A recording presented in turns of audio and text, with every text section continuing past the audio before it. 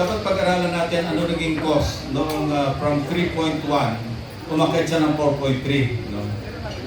May ano yan may pinanggalingan yan. Baka naman yung sa sobrang pamimigay ng ayuda, tinamad na yung ating mga kababayan, ayaw na magtrabaho.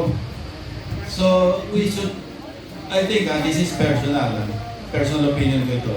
I-revisit natin sa napakaraming forma ng ayuda.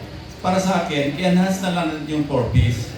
Kasi institutionalized, covered ng batas, at ito ay talagang may datos, data-driven. Kung bigyan lang tayo ng bigyan ng ayuda, at hindi na ito nakabase ito sa mga datos na pinoprovide ng PSA, ng national government, baka naman natatapon lang yung pera. Samantala kung 4Ps yung i-enhance natin, meron itong, this is time-bound. After 7 years, gagraduate, may papalit na naman pamilya. Meron ina-address yung nutrition, ina-address ang edukasyon, at binibigyan ng trabaho dahil nga nagkakaroon ng opportunity, may mga livelihood.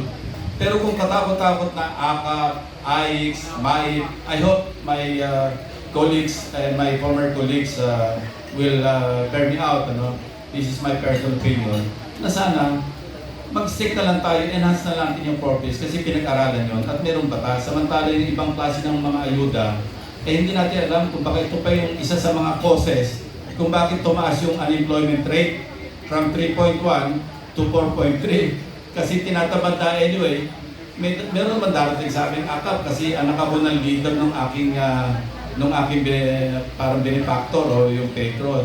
So pag-aralan natin mabuti, anong naging cause o causes noong pag-akyat ng unemployment rate?